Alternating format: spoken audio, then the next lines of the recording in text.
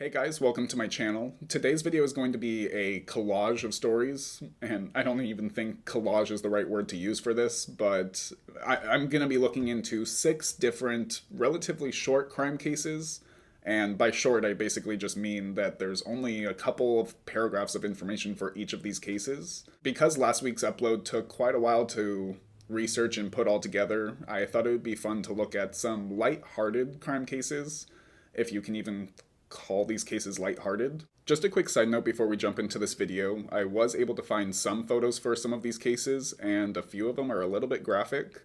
So just a forewarning, and I'll actually put a warning before I place the photo on the screen and a timestamp just in case you don't want to see it. But I just wanted to let you know before we got into the video. A few of these cases you may have already heard about, but hopefully I did a good job at finding some new stories that haven't been talked about much. So let's go ahead and jump into these 6 unbelievable stories. The first story that we're going to be looking into is actually one that I heard from another YouTuber, and once I started researching it for myself, I went down the rabbit hole of similar stories like this one, and that's honestly where this video came to be. This is the case of a Florida man who woke up with a severe headache, only to find out that he had a bullet in his head. Michael Eugene Moylan woke up late one night with a severe headache, and he had never experienced one like it before, so he asked his wife to take him to the hospital. And when they arrived, they started doing x-rays and different procedures to get to the root of the cause of this headache, and they found a lodged bullet in his brain. Originally, the doctors assumed that this was a stray bullet from the street, but after investigators looked into the case a little bit more, they found no bullet hole in the foundation of their house. And also, after interviewing April, his wife, and Michael himself, they found that the stories were not adding up and ultimately determined that April was at fault for putting the bullet in her husband's brain. I was not able to find a motive or anything for why she shot her husband, but they did charge her with attempted murder and also possession of a firearm by a convicted felon. When Michael first found out that his wife attempted to shoot him, he did not believe it and believed that the doctors must have gotten it wrong, that he suffered an aneurysm and the mark in his x-ray just looked like a bullet in his brain, or maybe his wife elbowed him really hard in his sleep, and he just did not want to accept that his wife attempted to shoot him. But eventually April herself confessed that she attempted to shoot her husband, and at that point Michael believed her. I don't know. I really find the story to be crazy because wouldn't there have been at least a little bit of blood coming from the bullet hole? And I just don't understand why it took so long to determine a cause for the headache, but I guess that's why it ended up on the unbelievable stories list. This next story that we're going to talk about follows Patrick Lawler, who was 23 at the time of this incident unfolding, and he was at the time working in Breckenridge, Colorado, on a hotel resort doing some construction, and his nail gun backfired and hit him in the face. So, to say the least, he went home early that day, and just over the next 6 days, his pain got worse and worse, and actually even his vision started going bad in one eye. So after pain meds and different remedies wasn't working for him, he went to the doctor's office and they took an x-ray, and that's when they found a 4-inch nail had embedded into his head, and it was 2 inches away from piercing his brain. Surgeons spent over 6 hours trying to get the nail out of his head, and eventually they were able to by wiggling it out of the pathway that it had entered. And after all was said and done, Patrick was lucky to be alive because not only could have the surgery killed him, but also just the nail embedding into your brain is a very detrimental accident. And eventually he did regain his sight and everything that happened from the cause of this nail being in his head. And today, him and his wife have the x-rays hanging in their living room, I believe the article said. So he's very proud to be alive, to say the least. The next case we're going to look into is about Jim Saunders, and he's a man who just recently celebrated his 40th year with a bullet lodged in his brain. And you heard me correctly, he has survived over 40 years with a bullet in his brain, and it was originally put there by his wife, just like in the last case. However, for Jim Saunders, they were not able to take the bullet out because they determined that it would be more fatal if they did so. In the early morning hours of August 24th, 1981, Faith Saunders placed a gun that was originally a Christmas present from her husband against his temple and pulled the trigger.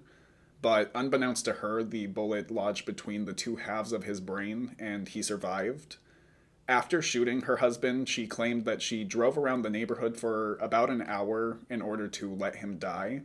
However, when she arrived home, he was very much alive and on the phone with a coworker, confessing everything that Faith had just done. So, very shortly, police were involved and arrested Faith. Jim spent 2 weeks in a coma, and after he woke up, he did try to reconcile his relationship with Faith. However, after a bunch of failed attempts, they did split ways, and she was eventually sentenced to 25 years in prison. However, she was released after 4 years because of good behavior. And in the article, Jim states that he has no ill will towards Faith at all. He knows nothing about her whereabouts and doesn't really care, but all he does hope is that she had a good and happy life after him. Honestly, I think that's really humble of him, to say the least, because I don't think I would be able to look at a person that attempted to take my life with such a light heart, but to each their own, I guess. The next case that we're going to discuss looks into Julia Popova, who was a woman walking home from work in Moscow, Russia one night, and she was attacked for her purse. And although she was able to fight off the mugger, she continued walking home for 40 minutes, believing that she was completely unharmed, only to find out by her parents when she arrived home that a 6-inch blade was sticking out of her neck.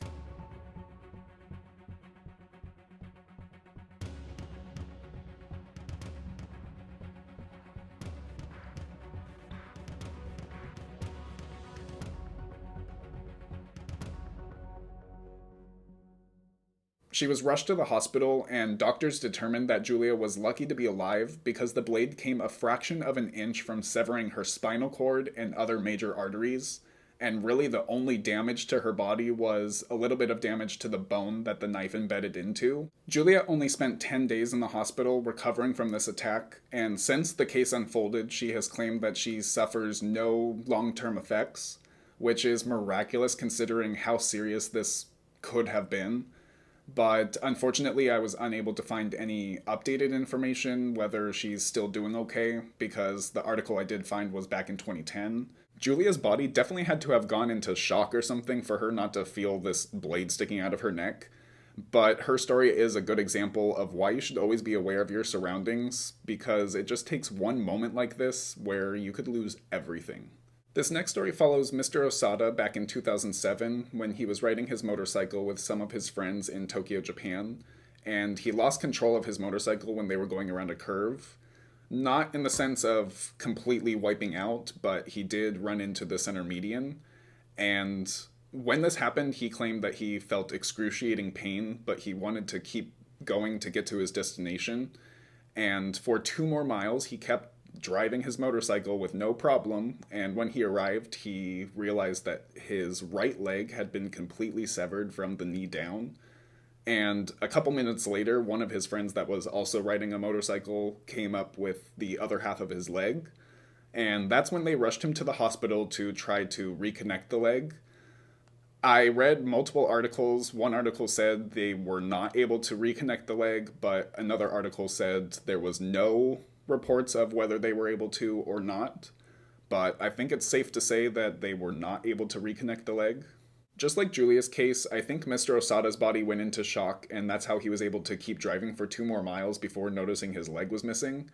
But unlike Julia, he said that he felt excruciating pain the whole time, so I'm not too sure how he was not able to notice this happening. Maybe it was just the adrenaline of the crash. The final story that we're going to discuss follows Billy McNeely, who was at a party back in 2010 when a fight broke out, and he was rushed to the hospital with 5 stab wounds. The emergency room stitched him up and bandaged him and sent him on his way. But over the next couple of years, whenever he was traveling or doing different things, he would set off metal detectors and different anomalies like that. But when he asked professionals of why this was occurring, their answer was that maybe a fragment of the knife was still embedded in his body, but not enough to do a full-on surgery for. It wasn't until 3 years later when he was going to sleep one night, and for the past couple of weeks, an itch was getting worse and worse on his back. And on this particular night, he felt like he felt something hard under his skin. So he asked his wife to shine a light and take a closer look. And that's when it kind of glinted in the light. So they rushed him to the emergency room again, and they found that the knife from the stabbing 3 years prior was still embedded in his body, and the surgeon from back then just sewed him up and sent him on his way with the knife still in him. McNeely was rushed into surgery shortly after this discovery, and surgeons were able to pull out the blade, which measured about 7 centimeters long. And for the first time in 3 years, he was finally able to start his healing process. And I wasn't able to find any updated information on the process of his healing and whatnot, but I did see that he filed a lawsuit with the original hospital that stitched him up. So hopefully he was able to win that lawsuit. But that was all I was able to find on his case. And there you have it. That's 6 unbelievable stories that I was able to find, and hopefully they were mostly all new ones, because like I said at the beginning, there were 1 or 2 that I had personally heard about already. And I know that this was a little bit of a different video format than my other videos, so hopefully you did enjoy it. And go ahead and put a like on the video if you did, so it lets me know to do similar videos in the future like this. I personally had a lot of fun looking into these 6 cases compared to one long case with a lot of information to go through, and it was just nice to kind of take a break from a really serious case, whether it was history related or crime related. If you're interested in things like true crime, crazy historical events, ghost phenomena, and things of that sort, then definitely consider hitting the subscribe button, because that is all I'm going to be discussing on this channel. And my goal is to post stories and cases that aren't really talked about much. So if that's of interest to you, definitely hit the bell icon so you won't miss any of my posts. But other than that, that's going to be it for me this week, and I will see you on my next upload.